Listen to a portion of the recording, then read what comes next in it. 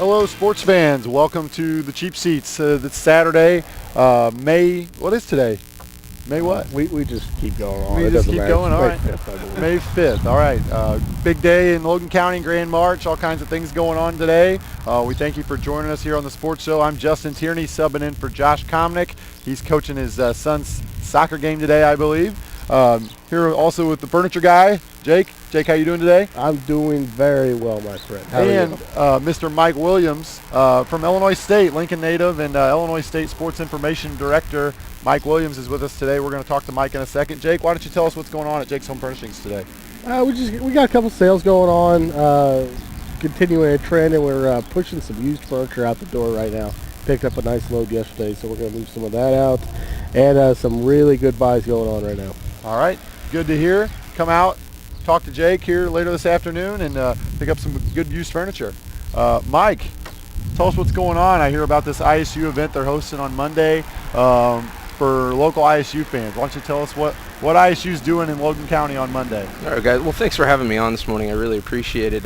We are having our annual Redbird Road Trip, as we call it, and we're going to communities, shortly outside of the area of Bloomington Normal, and going to just try to get our coaches and fans and the opportunity to kind of mingle a little bit here. We have a lot of fans in Lincoln and Logan County and the surrounding areas, and we want our fans to have the opportunity to interact with our coaches and some of our administrators that are coming down, have a chance to figure out what's going on with the program. We'll have some speakers, there'll be some food, and it'll be held from 4:30 to 6 out at the Lincoln Elks Club on Monday. So I urge anybody that supports the Redbirds or wants to meet or learn more about the Redbirds and have an opportunity to maybe find some things out about buying season tickets or buying basketball season tickets or anything like that. Any way they can support the program, they'll have the opportunity to do that out there. I can just tell you, just from being a sports fan and just following local sports, especially with ISU, I can't remember ISU having a better time in sports than they're doing right now. It seems like they're competing in everything. Every time I read about ISU and athletics, they're competitive. So it just seems like now's a good time to be an ISU fan. Yeah, it is. It's a great time. I've been at school since the year 2000 when I graduated from Lincoln High School, and I've seen the program and seen the athletic department really grow since that time. And I think it is. I think you're right. I think it's one of the most exciting times. Basketball had a great year. Had a deep run into the men's NIT. The women's basketball team also went to the NIT. The football team's coming off 3 straight winning seasons. Had a couple of our women's cross country team won a conference title. Our gymnastics team won a conference title. So there's a lot of very exciting things going around. And of course, for me, I'm a football guy, so I'm excited about the upcoming football renovation. And I know a lot of fans are really excited to see Hancock Stadium get it renovated. It's much overdue. But we're hoping we start digging here soon, so it's ready for the 2013 season. We were just talking about that off the air. Can you talk to us about what exactly that process has been like within the athletic department and getting that whole stadium, the brand new football stadium, built? Well, I know back in, I think, 2005-06 area, somewhere around in there, they really started getting some ideas going, and unfortunately at that time, the economy just really hampered what the university was able to do at that time fundraising wise.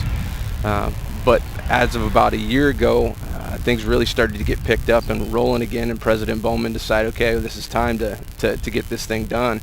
And went through the process, and all the bid specs came out. And if you want to take a look at it, we have our own website. If you go to goredbirds.com and look for the Hancock Stadium renovation project, you can see all the drawings and the photos and everything. And eventually, once we get started with construction, which we're hoping to do here soon, you can actually see a live video, webcam of the entire process. So it's been long talked about, and really they haven't touched the stadium since it was built in the 70s. So it's well needed, well overdue, and I think it's going to be great for the program, but also for the other people that use that stadium. There's a lot of other people that use the stadium in the community. U-High football, for example. Special Olympics holds their annual events there. And then, they've also put a bid in to get the IHSA state football championships back in the I believe it's the even years as compared to what I think the odd years are still staying in Champaign, but whatever that is. I know they've wanted to get that back there as well because it used to be at Hancock Stadium for years. So there's a lot of exciting things going around with that project, and I think all of us are itching, to get that started and get some shovels in the ground. Of course, ISU, you mentioned it, great run in men's basketball. I think they bring back all 12, or the whole varsity. I don't think they lost a player. I think they bring back the whole roster. Now, of course, they're going to have a new coach. Tim Jankovic just left to take advantage of an opportunity he had at Southern Methodist, which is going to the Big East Conference here soon. Can you talk about the season they had and maybe what you expect for next year? Yeah, it was an unbelievable season, and with them being so young early in the season, a lot of people thought that it might take them a little while to kind of figure it out, and it did. That's exactly what happened. They started clicking at the exact right time in the conference tournament, the Valley tournament. I mean, they almost knocked off Creighton, took them to overtime in the championship game, and then were lucky enough to get an NIT bid and knocked off a couple. I guess it was an SEC school or a couple SEC schools, and then almost went out and beat Stanford, and Stanford ended up winning the whole thing. So it was a that great was like game. a double overtime game or something like that? It was crazy. Unfortunately, a couple of those games were really late. So for me in Pontiac, I'm up till about 1 in the morning trying to watch those games because everybody was having a good time. But it was a fun run, and like you said, everybody's back. So I think that's why a lot of people were excited, and that was really, I think, the reason that Coach Jankovic found it really hard to go take this new opportunity is because he did have a great team coming back. And whoever the new coach is, I know they're in the process. They've done some interviews, and I think our administration is going to do a great job.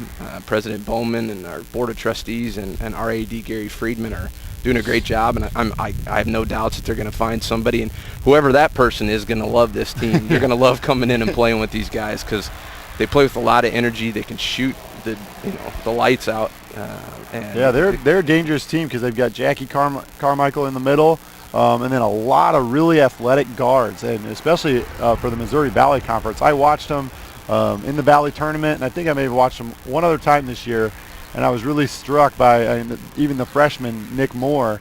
I mean, he's a stud. For a Valley point guard as a freshman to come in and play like he did in the Valley tournament, he's going to be a handful the next 2 or 3 years. I think he's going to be one of the best point guards in the league before it's over with. But it's just great to see how everybody has matured. John Eakey came in real skinny and had all the talent in the world, but he's become he's got post moves now, which he really didn't have when he started. And Jackie Carmichael just keeps getting bigger and bigger and stronger and stronger.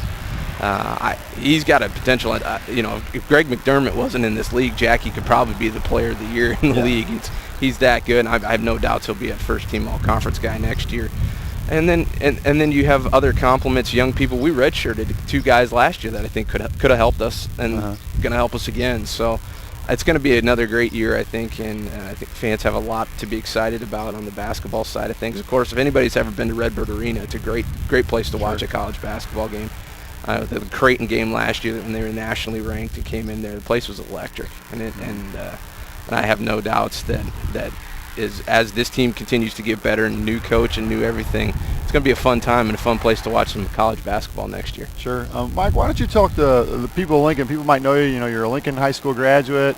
You have family in Lincoln. Why don't you talk about what you do at ISU and kind of how you stumbled into your position? It's a very interesting job. Very interesting job. It's a hard one because the actual title, people just put stars in their eyes when you actually tell them because they're like, what's that? But more or less, our positions and our staff at ISU, we handle all the information, sports information for the entire department. And that includes everything from doing press releases, holding press conferences, doing stats at games, designing online media guides and game programs and things like that. And then doing stuff like this, helping promote events and things we have going on.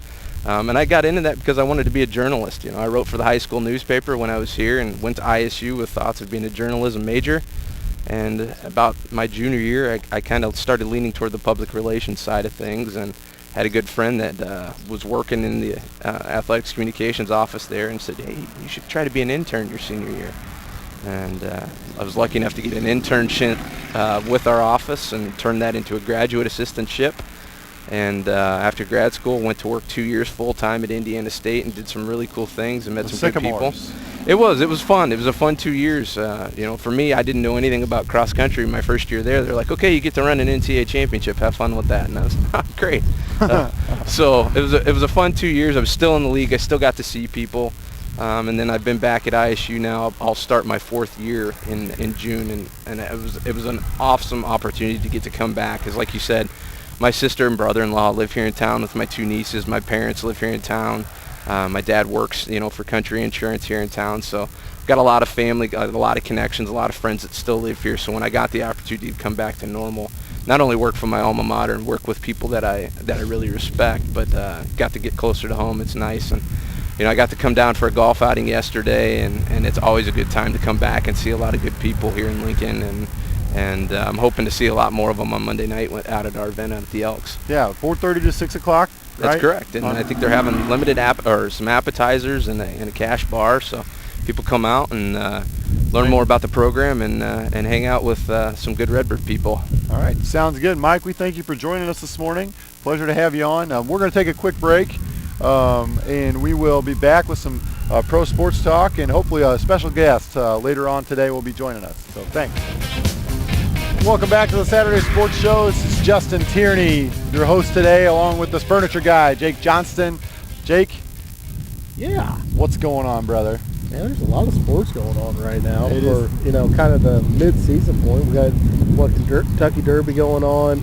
Sure. Live today. That'll be exciting. One of the most exciting moments in sports. My beloved Birds are still in first place. That's a good thing. Sure. The Chicago Bulls not doing what we were hoping, and unfortunately some injuries riddled that team, but yeah, it is what it is, my friend. Before we get into any of the pro sports stuff, I'd like to introduce Mark Spears. Mark, are you with us? Marty, I'm sorry, Marty. Marty, how are you? Again, we're over here at garage sale in Williamsville. Oh, you're over in Williamsville, you say? Yeah, we're over doing a little garage sailing with the wife and family. Boy, make the wife happy. That's what it's all about, my friend. Bargain hunting. All right. So tell us how the races went last night. We had a great crowd last night. We had great weather, and I think we'll get some perfect racing last night. Anybody was there last night sure got your money's worth. I see. That's good. Hey, Marty, how's the turnout for the racers? Are they showing up? That's our best night. It was only our second night out. Our original night was pretty cold out there on the first kickoff, but last night we had great weather. The track was super good, and man, we had some great racing. We had 5 races ever. Nice.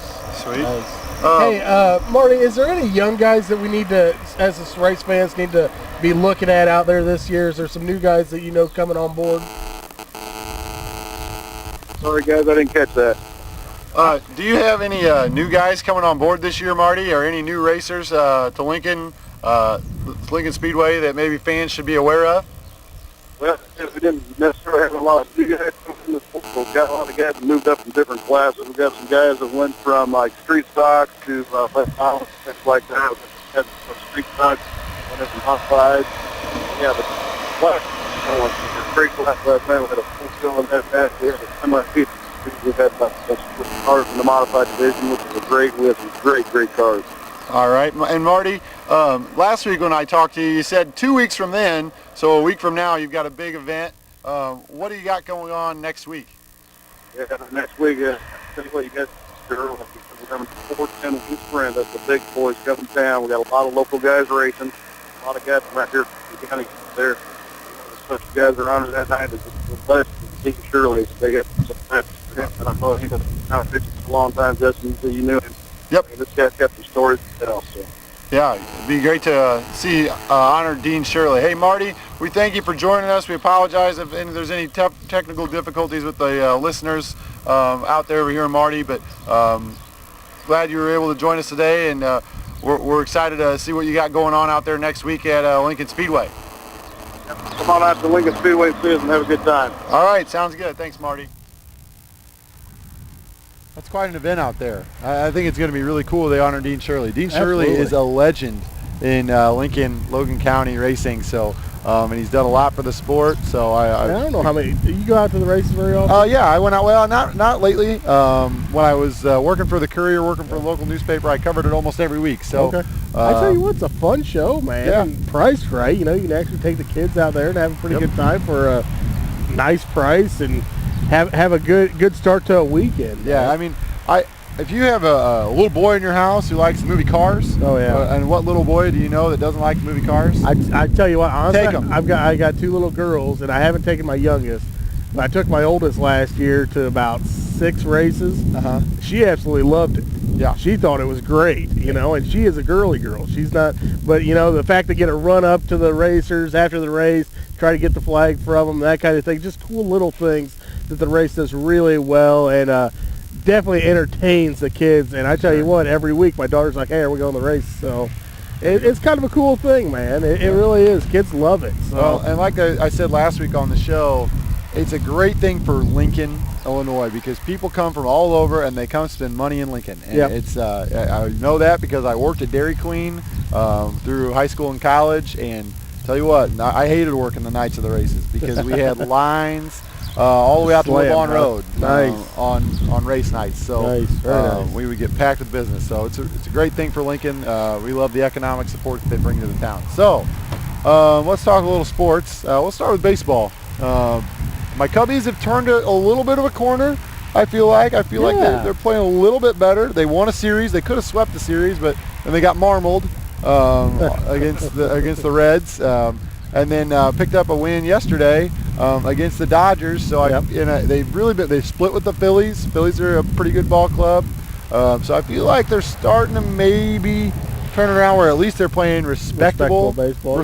Baseball where you're not just laughing at them. A little more fundamentals, you know. Sure. It'd be nice. You know, I'm almost thinking, does Castro, should he not be a shortstop? I wonder that myself. I wonder if his future's not in left field.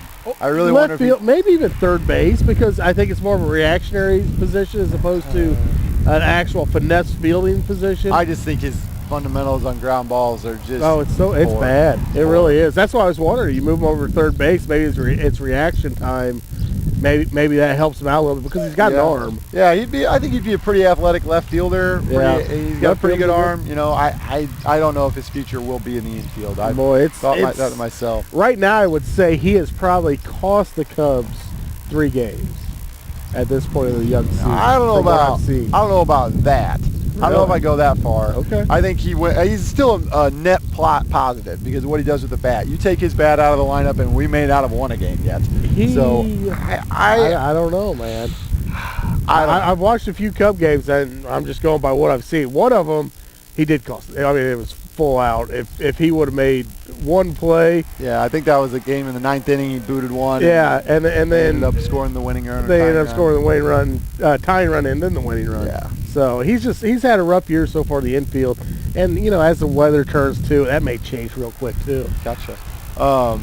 Your Cardinals, I haven't even really followed them this week. What I think is, I do know for sure is that they're still in first, correct? That's correct. They're still in first. We lost last night to the hated Houston Astros. And they're not. What's amazing about them being in first is that really their pitching staff, their starters, I mean, I guess their 1-2 combo of Carpenter and Wainwright haven't given them a whole lot. No, yet. one win to this point. Carpenter hasn't even thrown a pitch yet.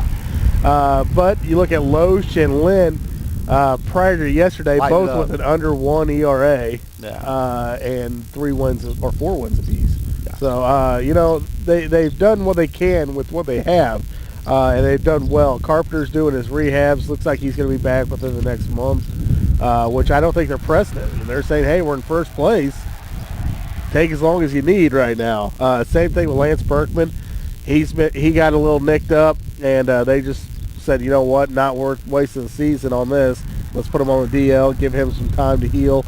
He'll be back sometime this coming week. We have gotten Alan Craig back, so we are getting healthy.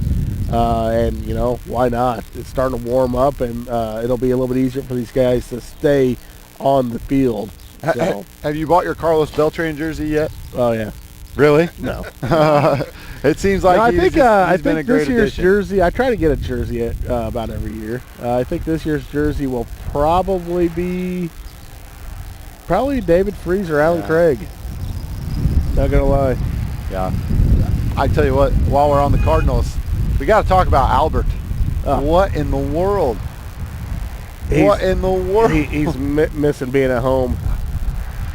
Is it a curse? I mean, like, There ain't no curse. What is it? I don't understand it. He's the By the best end hitter of- in baseball, and he looks terrible End right of the now. year, he'll be fine. They said he He's got booed pressing. last night. He's pressing right now. He just like he was last year with the Cardinals. He wanted to show everybody he was worth how much he wanted to get paid, and he pressed for the entire year.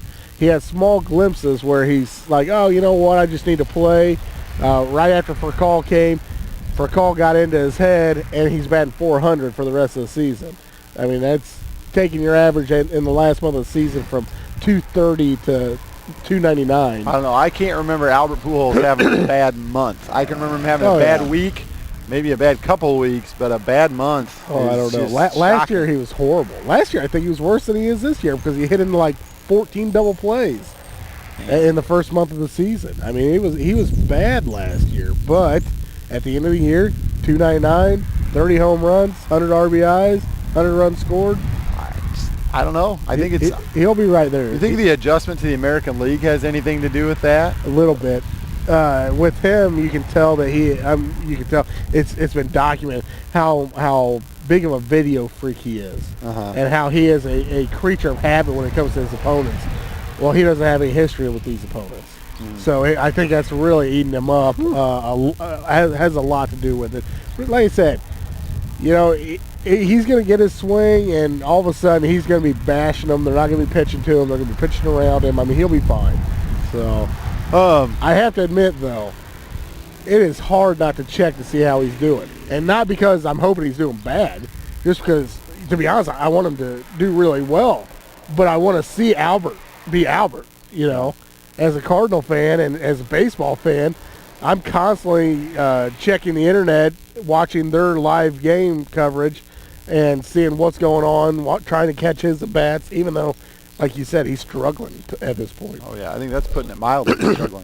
Was he hitting like 205 and like no home runs? No, he's under 200. Oh, man. So, other big thing today, the Kentucky Derby. Yep. Big deal tonight. That's one of those things that I never really get into it before it actually happens. I like watching it. But I read the paper this morning. It looks like the favorites are, well, there's an unbeaten horse. Gemologist is unbeaten. Early favorites are Bodemeister and Union Rags are the early favorites. And, of course, Gemologist is getting a little bit of hype because he's undefeated. So that will end today. Yeah, you think so? Yes. Yeah, you got anybody that you're going to handicap this for us? Or? No, I'll be honest. Last year I did a lot more studying on it and actually had a pick to finish third. Seems like I'm pathetic when it comes to picking horses. As much of a social event down there as it is a sporting event. Oh, I love the ponies, man. I've never done that. That would be one thing on my sports bucket list, is to go see one of the big three races, either the Kentucky Derby or the other two. Belmont, Preakness. Yeah, sure. Yep, absolutely. Well, there's up at Arlington here in Illinois. I mean, some of the best races in America. I've driven by that track. Oh, yeah. Driven by that one. It's a good time, man. But some of the best races in America, man. And that's just a fun event. If you ever get up there, I believe they run once a month up there. You'd have to get onto the website, to be honest, but it's a good time. Sure. Throw $5 on a pony you've never heard of and walk away with some cash in the pocket. That sounds good to me. Looks like I saw the Bulls took an L last night. I don't think the Bulls are going to be with us very much longer. No? No. Ooh, throwing them under the bus. I just don't think they can do it. Justin, you ignorant slut. Just in case in case Joakim Noah, if he's out for any period of time. The big problem is, I believe Luol Deng, didn't he go down with an ankle injury last night? No, it was Joakim Noah. It was Joakim? Okay. Noah. Yeah, that hurts. I think they'll be fine. I think they've got this series, to be honest. Oof. They've got to play with a little more intensity. Unfortunate for them, they're really down 2-point guards because C.J. Watson is hurt. I mean, he should be disabled right now. Yeah. He should not be played. But he knows he has to, and he's gaming it. You know, he's getting out there and doing what he can. But I don't know with Derrick Rose, man. Okay, even if they win this series. Let's say they put it all together and they beat the vaunted 76ers. They are vaunted. I don't think they can beat Boston. No? I don't think they could beat Atlanta without Derrick Rose. And this is why. playoff basketball comes down many times at the end of the game. Yeah. You know, you need a guy to go out and make a play. And I love Luol Deng. You know, a great complimentary player. If he's your second best player, you're in good shape. You know, I like Carlos Boozer's a nice complimentary player, but without Derrick Rose, they have no guy that you can just throw the ball to and say, all right, go make a play. Go win me the games. Rip Hamilton? No, nope, not feeling it. Not feeling it. I just think, especially Boston, would be a really tough matchup. I think they would just what's Boston got nowadays? There's a couple of geezers by the name of Paul Pierce and Kevin Garnett. Kevin Garnett's still in the league. Rajon Rondo is pretty tough too. Rajon Rondo is tough. I mean, he's a head case. He's a little crazy. He's the best player on that team. But he is the best player on that team and one of the best guards in the Eastern Conference. And it's just a shame. Kevin Garnett's still playing. Yeah. Oh yeah, he's still out there fighting, picking fights, and throwing elbows. He's dirty. I like that kind of player. Yeah. Of course, on the western side of the NBA, you've got Oklahoma City is out there. San Antonio Spurs. I didn't watch very many regular season games, but I got a chance to watch the Spurs the other night. Yeah. I tell you what, a team that's fun to watch. Yeah. All they do is share the ball, shoot threes. Good fundamentally sound. They play defensively well. Tony Parker's having a great season. Oklahoma's a fun team to watch. That team is all flash, man. Yeah. Their point guard can just light it up. Durant can light it up. They got the guy with the big beard coming off the bench. Can't think of his name. Lighting it up. Yeah, James Harden. He got caught. Man, did he get clocked in the head. Ron Artest. I don't know if Ron Artest is back formerly yet. known as. Meta World Peace. Excuse me. Sorry, Ron. Meta World Peace. While we're on basketball, Illinois added a transfer this week. Two of them. Yeah, that's correct. Sam McLaurin, and he's a 6'8" graduate student transfer from Coastal Carolina. He got some recognition this week because he announced his commitment to Illinois on Twitter with some choice words. I don't know if you heard that story. It's not off to the best start, but hopefully he can just kind of our trend here the last few years with athletes in Illinois. So. Yeah. And then a guy that I'm actually kind of excited about, a kid I saw play in high school quite a bit, covered him.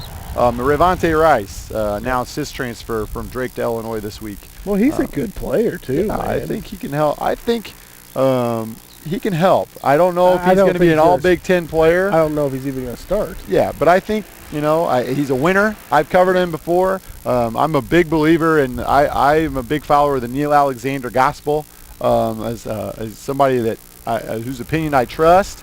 And I tell you what, Neil loves Revante Rice. He said. I asked him a couple of years ago. He's a winner. He's a winner. The kid just wins games. Yeah. And maybe that was part of the problem at Drake is I don't think they probably won to his liking, won enough to his liking, and maybe he's looking to go to a place and win a few ball games. He's a big kid. He's like the Charles Barkley. He's at a Charles Barkley game. He's like 6'2", 230 pounds. Yeah. If you put a bigger guy on him, he's explosive enough to go right by him. And he can shoot, so you force a big guy out of the lane, out to the three-point line. If you put a smaller guy on him, well, Revante will take you down on the post and go to work because he's a big, strong bull in the paint too. So, he's a guy. It's an interesting year at Illinois, I think, both basketball and football with the change of the regimes. Sure. To be honest, I kind of like the avenue the basketball team's going. The football team, I've thrown my hat into the Beckham court, but we'll see. Yeah, we'll see how that plays out. What I like for basketball, the coach has only been there 3 weeks, and he's already brought in 2 guys. Yeah. He's already brought in 2. So maybe that'll speak well for his recruiting. I think he's 2 for 2, the guys they really targeted, guys they really wanted. So, we'll see how he is X's and O's wise and, running the show, that kind of thing. Yep. But, I'm pretty excited. And Illinois football, you mentioned, they got a huge commitment this week from Aaron Bailey, 4 or 5-star quarterback from